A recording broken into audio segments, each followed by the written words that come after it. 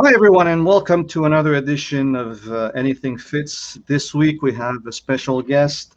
We're also having some little technical issues. My co host, Simon, you'll hear him in the background, but for some reason we cannot seem to be able to link his camera. So let me just go straight ahead. And Simon, you still there? You hear us in the back? Good to have you on the show, but we'll imagine you in the background. So let's just get the show going. Uh, Ben Siong is the founder of the Australian Strength Performance, an Australian premier fitness brand focused on body composition, athletic performance, and optimal nutrition. Having graduated with an honor degree in psychology, Ben is also a level 5 Poliquin strength coach, a Czech practitioner, an ISS sports and nutrition specialist, and a highly sought after international presenter. His expertise in combining specific training protocols with optimal nutrition has helped him produce top ranked athletes in over 16 different sports, as well as champions, bodybuilders, fitness models, and pageant queens, including, nonetheless, Miss Australia 2011 and Miss Malaysia 2012. Ben, welcome to the show. Our apologies Thank you for very all much. these technical issues. Seems to be Not at pretty all. cold in Australia right now, isn't it? It is a little bit chilly. It is the end of winter, but as you know, winter never just stays for 3 months here. In Melbourne, the weather is so erratic, you get winter all the time. So we're always rugged up, and there's four seasons in a single day here in Melbourne. Good. It reminds me a little bit when I used to go hiking up in the mountains. I used to see all the four seasons within half an hour. The snow, the And ice, that's the hot, exactly it. That's cold. us. Yeah, It's crazy. that's us right here. I love Melbourne. Being there many times, I miss it. This COVID is just keeping us away, but hopefully not for too long. Ben, I'll be asking you some questions. I'll have Simon in the background asking you questions. He's the Sure expert thing. more than I am. But here, listen. The subject today, obviously, is we're talking about foundational strength. So that our audience can have a good understanding of the subject, can you please define what do you understand about foundation strength and why is it important as a concept for you? You know what? If you actually look at the definition of what is called foundational strength, there really isn't a fixed definition. Foundational strength really is a term that is used to denote the base strength of someone starting up, and this differs from someone who is a complete novice, going to the gym or starting out in a sport, all the way to advanced athletes. Right. So when we're talking here about, oh, there you go, Simone. I can see you right now. Um, as we're talking about foundational strength, I think it's very, very important to understand what is the basis of strength. How does strength actually develop in an individual, and what does a person need to look out for even before trying to build this strength up in a program or a training protocol per se. Okay. So I think the next question is more based on the definition. So I'll let Simon ask you that question. Sure thing.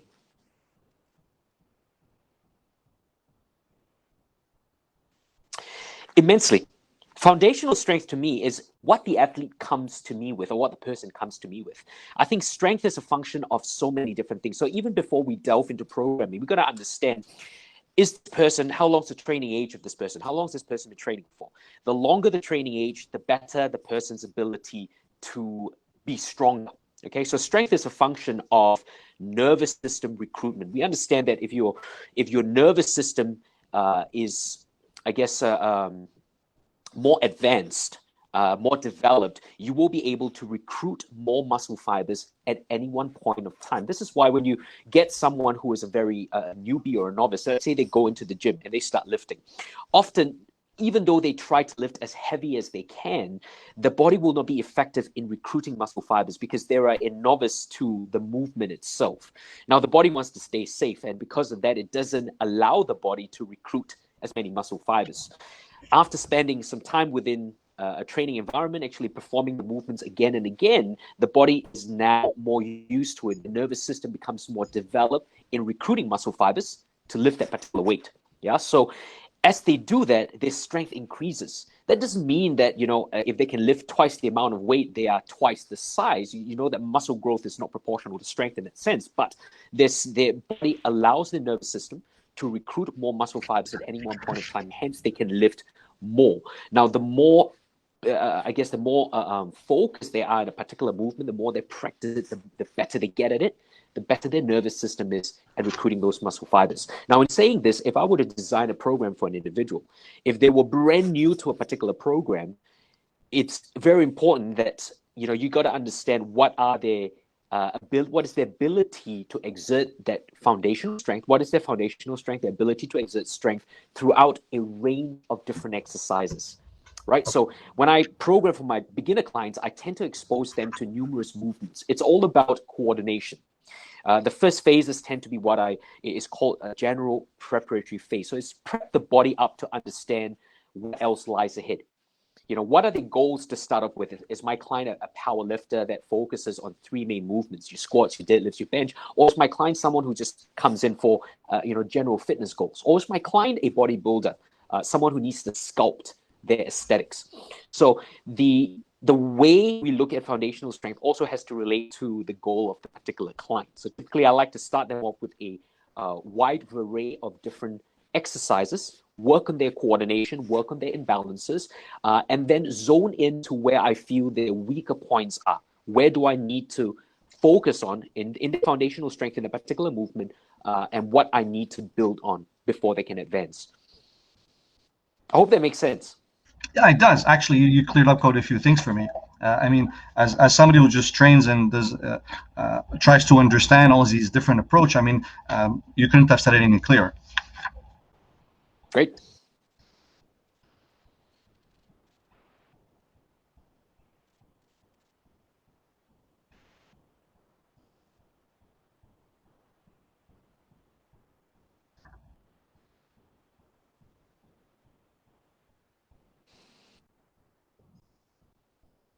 Yeah, absolutely.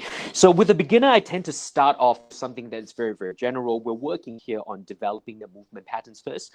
The more efficient they are in a particular movement, the more their strength can increase. But we also know that the increase in strength tends to, well, I guess it is greater for a beginner than it is for someone who's more advanced. That means as a beginner, your strength, your ability to increase your strength is more exponential. It increases a lot more. Whereas that ability is more capped as you go to someone who's more advanced. So for a beginner, let's say they're doing a deadlift. They might start with a 40-kilo deadlift because they're learning the movement. And in that 40-kilo deadlift, even though it appears more difficult for them to start off with, this is because their body is getting used to the movement, it's learning to coordinate, and the focus is more diverted towards the coordination rather than the build-up of strength. As they practice the movement again and again, they get more used to it. The body diverts the attention now to the nervous system to recruit more muscle fibers. They start to lift heavier weights. Within the period of, I would say, 10 weeks, it's very easy to double that load. They would be probably lifting 80 kilos in a deadlift over a 10-week period. So for a beginner, that jump is exponential, can double it within a short period of time. You get someone who's advanced, someone who's doing a 300-kilo deadlifting for a long period of time. They are ingrained in the grooves of the movement. As such, within a 10-week period, there is no way they're going to double that load. They're not going to deadlift 600 over a period of 10 weeks. In fact, over a period of 10 weeks, they'll be lucky if they'll be able to increase that load to 305 kilos, because when you get to a certain level when you're more advanced, you start to plateau.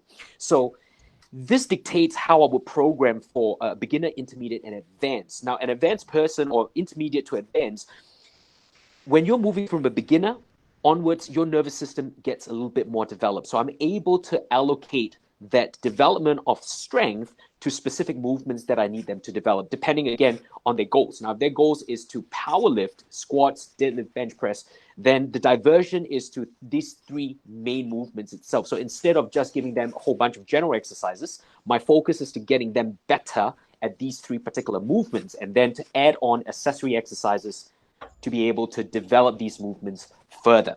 Okay, so very much so, I think when we look at programming for an intermediate to advanced, programming is going to be very similar, but obviously the way you increase the load, the focus on recovery is a lot more for an intermediate to an advanced. When you look for someone who is a beginner, exercises are more varied. Exposure to different movements is extremely important. Allowing them to understand the biomechanics of how their body actually moves through a movement is very, very important. Now, in saying this, I think it's very important to talk about two main terms, which I often find that is being thrown around in the fitness world quite loosely. And these two terms are intensity versus effort. So the words intensity and effort. Now, intensity in the fitness world is thrown around very loosely. You go into the gym, you do a workout, you're going, hey, I've done an intense workout. It's tough. It's very, very intense. But the word intensity in sports science actually refers to the load that you're lifting, the load itself. So when I say I'm doing an intense workout, that means I'm doing a very heavy workout.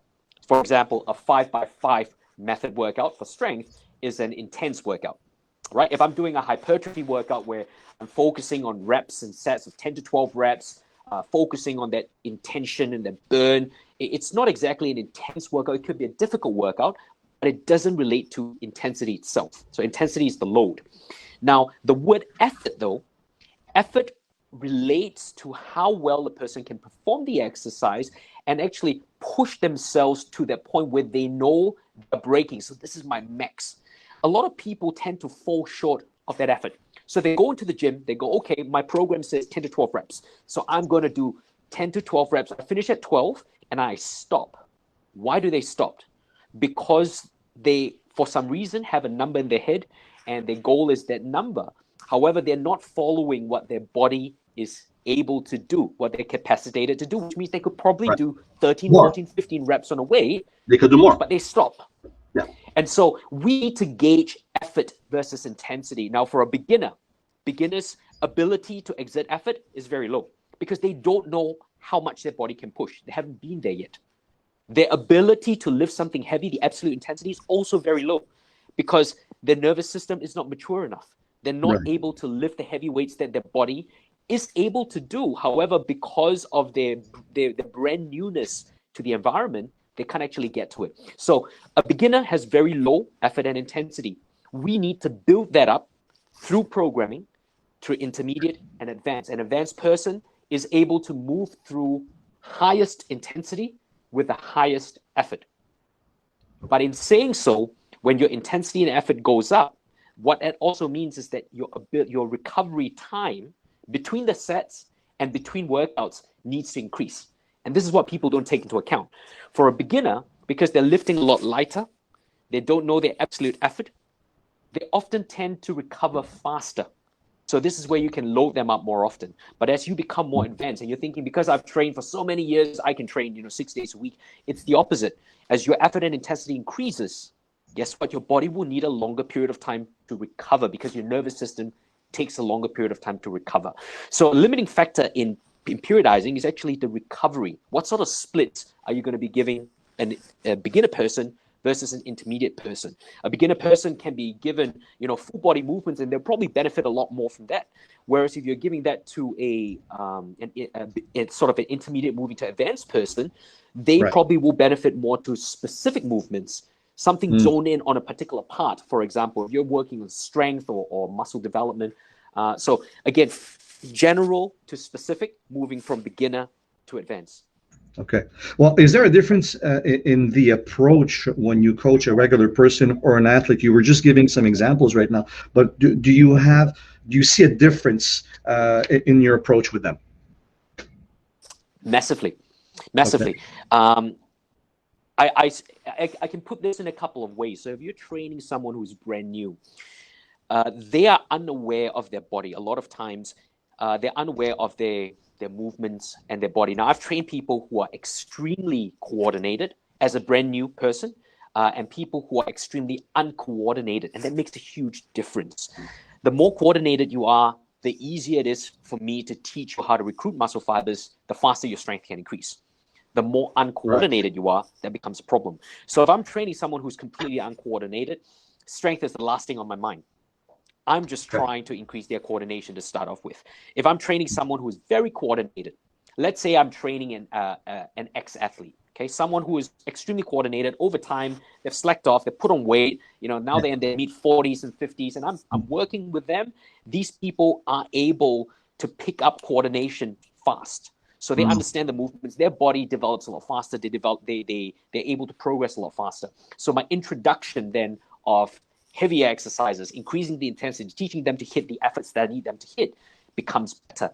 So directional in what I focus on, the focus is completely different, but also how I give instruction to someone who is brand new, uncoordinated, is going to be very different from someone who is coordinated, someone who is developing fast. So I think at the end of the day, an exercise is definitely not an exercise. It's how you teach the individual. If I gave an individual a seated row, for example, who is uncoordinated, my main focus is not about building their strength or how heavy they can lift.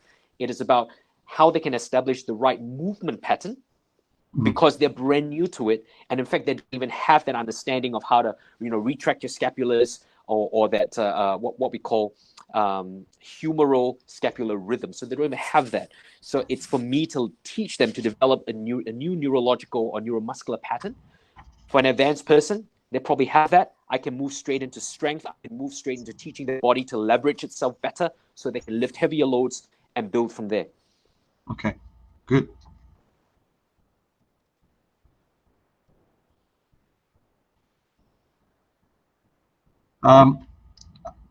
What is your perspective of the minimal effective dose when applied to a functional strength? What can you say about that? I think it's extremely important. And again, so let me just repeat what you just said, just for the audience so they can understand. Right. You asked about the minimal dose for maximal returns. Right, in that sense. And I think that's extremely important, because too many people in the gym right now are attached with their emotions. They're attached to, if I train longer, that makes me better. They wear it like a badge of honor. If I can train for 2 hours, 3 hours in the gym, hey, that's good for me because I'm going to see more results. More equals more.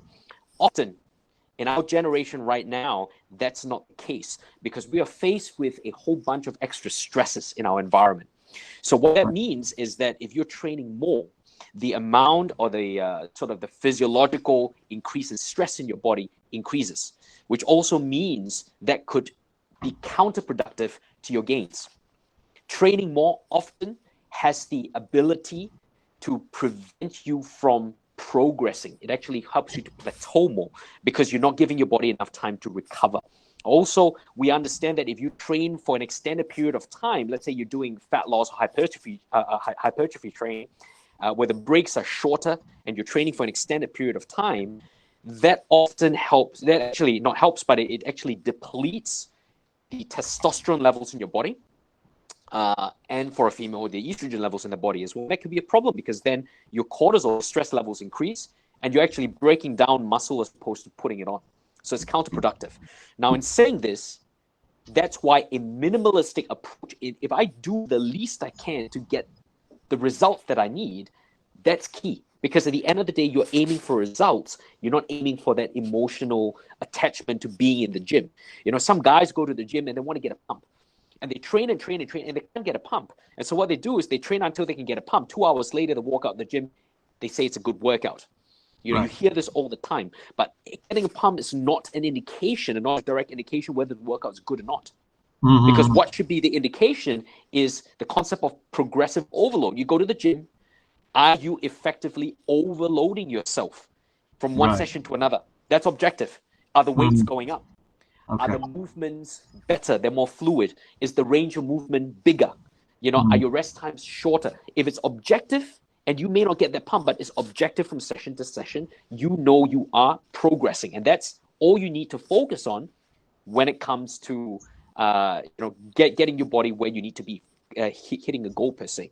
So the focus should be on the end product rather than the amount of time or the amount of maximal volume or effort that you put within the session itself. You were just talking about progress. Where do you progress to once your client has acquired the levels of foundational strength that you are looking for? Let me just ask you again, or could you maybe please divide your answer in a regular population and athletes as an example? Mhm.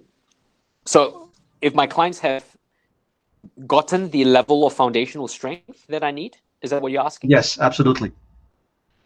So if my client is a beginner, for example, and they've gotten the level of foundational strength that they need, then they move on. Which means that if I find that they have got a good movement pattern and they've got a good amount of strength within an exercise itself, my goal is to see how far I can actually push that. Now it moves past the foundation. They've developed an understanding of strength, which is foundational strength is fine. How much more strength can they develop in a program with an exercise? Okay. So I will push them as far as I can until they plateau.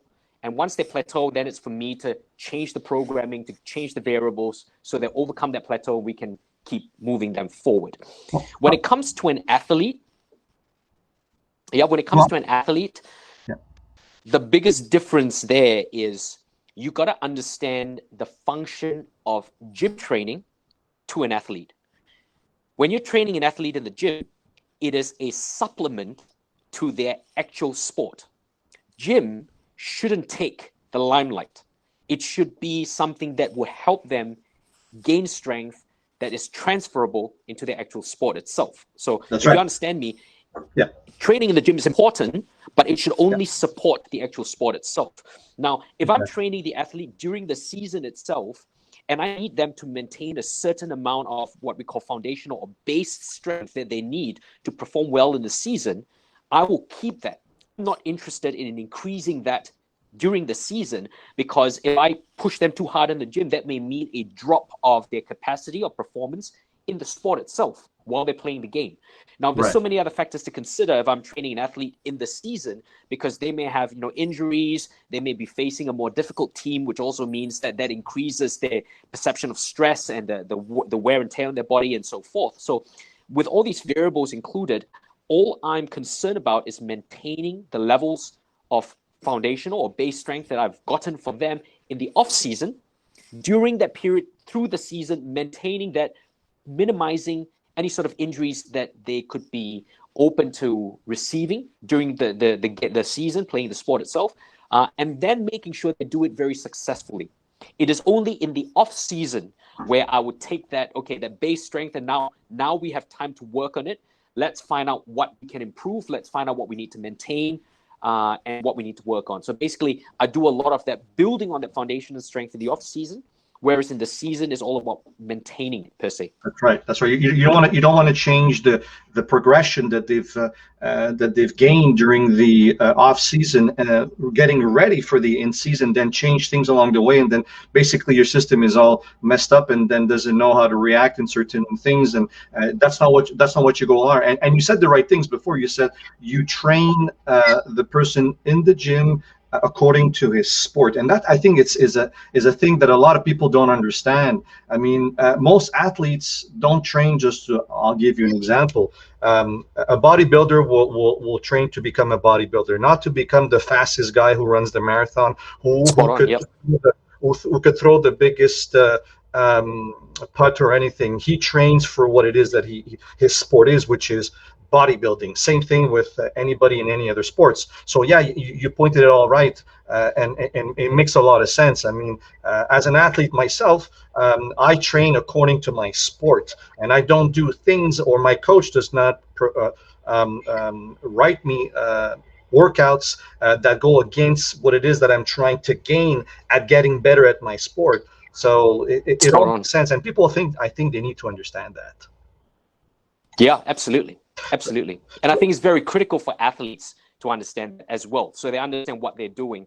Yeah. I think some athletes, if you are in America, for example, I think the athletes are exposed to the collegiate system, which exposes them to gym and training with weights a lot earlier in life, and they understand the importance of it.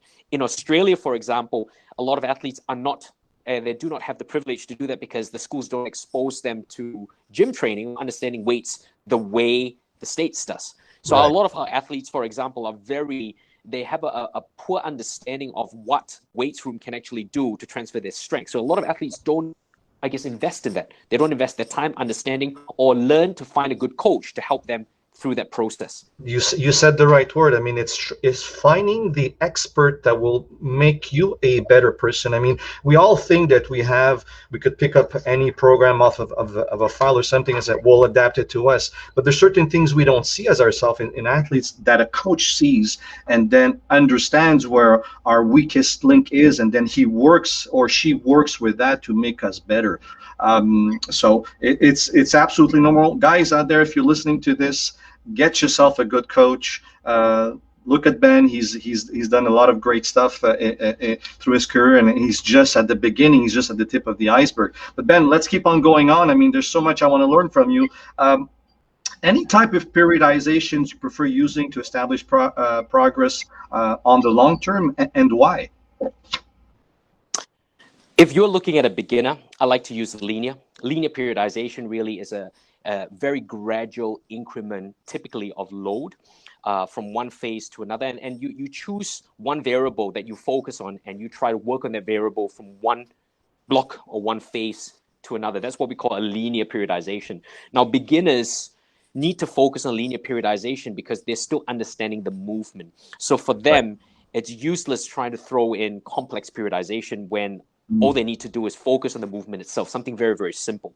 So I find that beginners will benefit a lot better from linear periodization, and that's probably the most straightforward method in how I would work with beginners. If you move into intermediate and advanced, there are a range of different periodization schemes that you can look at. You can look at block periodization. You can look at things like conjugate periodization, undulating periodization. So these are all different methods of periodizing. My sort of favorite way of looking at periodization is using an undulating method. And an undulating method is looking at varying the intensity or the intensity bracket from one phase to another. And remember earlier I mentioned the word intensity. Intensity is the absolute load that's being lifted. So from one phase to another, what my goal is not to overload the nervous system too much. After some time of lifting heavier loads, for example, the nervous system will hit a plateau. The nervous system will become fatigued. So if you want the person or the athlete to progress, you cannot overload the nervous system for an extended period of time. You need to learn how to take a step back. So undulating periodization really is that step back. You push them for a period of time, you take a step back to allow them to recover. But in the process of recovery, that doesn't mean you don't do anything. That just means that you change the workout patterns, you change the rep ranges, you change the rest times, you change the type of exercises you give them. You may include more accessory movements, lighter movements, get them to focus on movement patterns, and then going back to heavier loads where you're more explosive in those movements. You're lifting heavy, you're putting in partials, all that kind of stuff.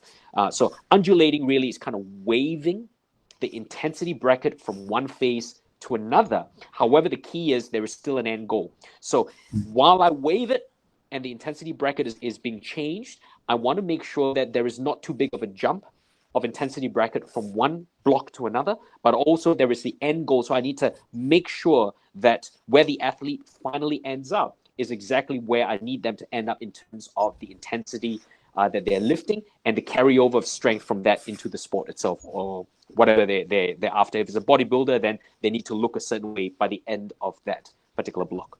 And how long do these so-called, let's make it a simple language, how long do these workouts should last, or do they usually last when you switch from one to another? A lot of people go on to the gym and always do the same routines. All they do is they increase the weight. With that, like you said, on the long run, your body gets lazy, gets tired. There's no progression. So that's when you need to obviously change. And a lot of people don't understand that. But you, in your case, what's the rule of thumb, and what's your numbers? After how long should somebody change their workout? If you're looking for general population, let's say I'm just training, someone who's just coming to get fit, I would aim to change the program maybe 3 to 4 weeks. Now, by no means have their body actually adapted to the program. However, a lot of general population clients will tend to get bored. So right now, you got to weigh up yourself whether, are you just using theory, or the fact that you're trying to build relationship with your client and continue your career as a personal trainer? Because if you're, that's what you got to weigh up, right? So you got to change the program, and I typically change it every 3 weeks to give them variety. Again, not because they're plateaued, but because they need a change in variety in order for them to do well in the gym. Because a lot of them, have that mindset that if I'm paying you, you got to give me something different. You just can't give me the same things. Absolutely. I'm looking for results as a client. I'm looking for results at the end of the day. Correct. Results and variety. Yeah. That's really what they want. Whereas if you're looking at from a theoretical perspective, a person could stick to the same program and continually push themselves for an extended period of time, so long as the load continues to increase. If you look at a lot of effective strength-based programs, that's what they do. They work with a subpar weight, a suboptimal weight, and then they slowly build it up to a point where they go past the 100% mark of what they can lift, and they ignore it, but they do it methodically over a period of time. Same variables, just a low increase, right? Now, typically, this is powerlifting, squats, deadlifts, bench press, which is fine. The problem, and the biggest problem with this, is that if you're methodically increasing the weight, a lot of commercial gyms don't have a proper weight increment to facilitate small increases.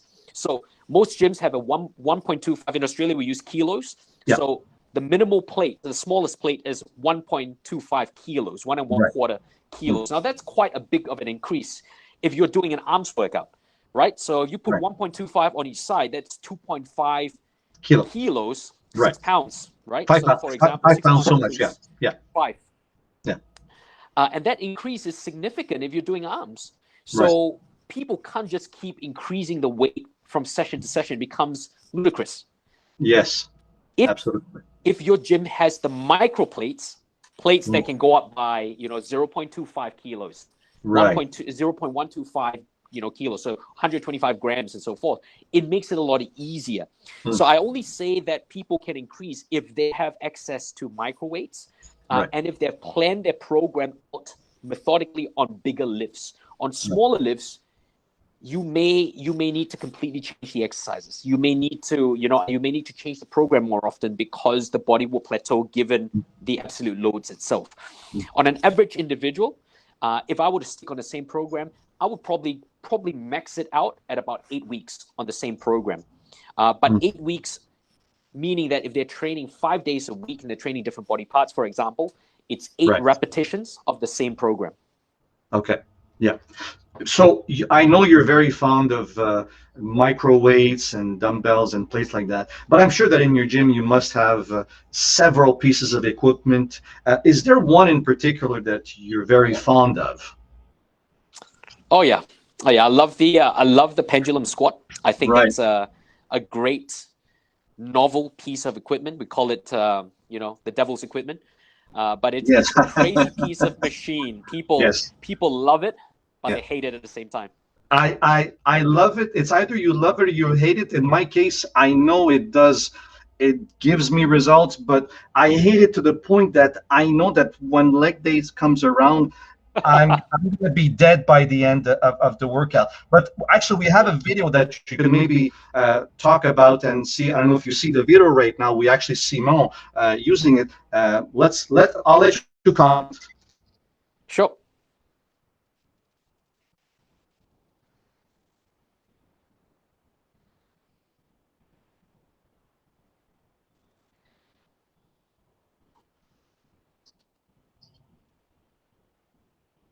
This is at the Atlantis gym? Yes, that's at the Atlantis gym, yes.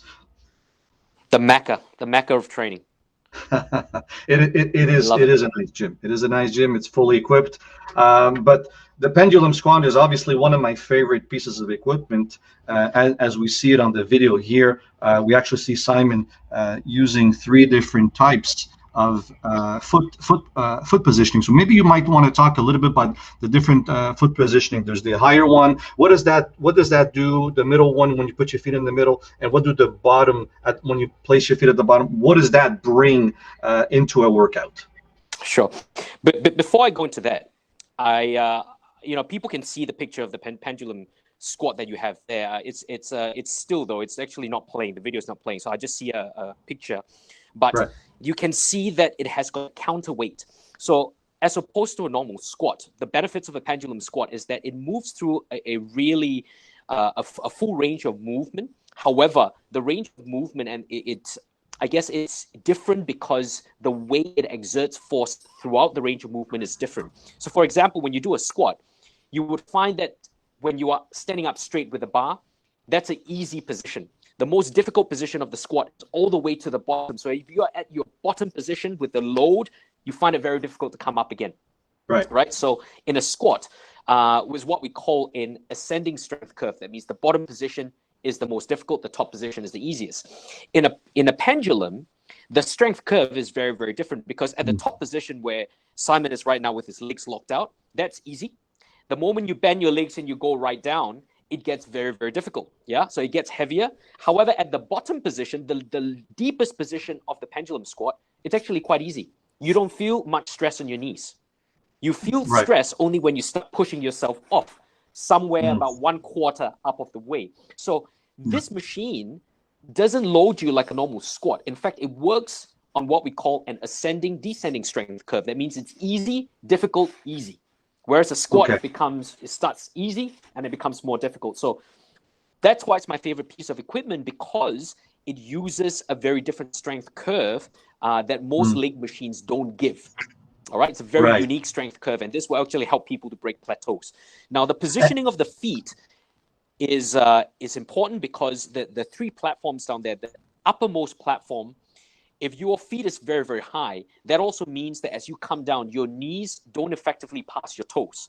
The movement is more glute dominant, so you are activating a lot more of your glutes than you are your VMOs or your quads. The lower you place your feet on the platform, the more your knees will extend past your toes. Now, this is where you will start building your VMOs and your quads, but also a prerequisite of that is you need to have good ankle flexibility and mobility, so you can come down all the way. Some people who don't have that flexibility will go on their toes, and that's not what it's there for. All right, so make sure that if you're putting your feet at the bottom of the platform, you need the amount of flexibility to go all the way down. Right. So, in which phase of your training do you plan to use this kind of a machine? At what point? You don't give this right away to, I guess, to a beginner. No. At what? No. To me, it's a variation of a movement. If my beginner client is very coordinated and they are, they can do a squat properly, they know. I guess we talked about the ascending strength curve. That means that the development of strength within the squat is great, and they can progress through load quite effectively. Then, as a variation, I would introduce a pendulum. It doesn't need to be sort of specifically an intermediate person. It just needs to be someone who can understand a strength curve of the squat, perform it properly, actually master that or know that well enough that I can actually move them to a different piece of equipment. Right. Listen, Ben, we could go on for hours. We could speak Many about hours. everything. You're a man with such an expertise. We would love to learn more about you. I thank you of being on the show, and we do apologize for the technical issues we've been having. I know Simon would have liked to ask you all kinds of specific questions, but we'll do this another time. And any closing comments you'd like to share with the audience, Ben? Yeah, I think if you've listen to me and you find that a lot of these concepts that I've spoken about is relevant to yourself, then check out the website that I have here, which is learn-asp.com. So learn-asp.com. And this is a sort of an online resource that I've set specifically focused on giving you guys information on, fat loss, hypertrophy, body composition, sport-specific training. And this is spread out over 40 different seminars and 3 courses. So there's over 50 hours of material theory, understanding it, explaining it in a very simple way that you guys can grasp and apply at the same time. Well, we'll put your link at the bottom of this page. Ben, once again, thank you very much for having been part of our show. It's always a pleasure to have you around.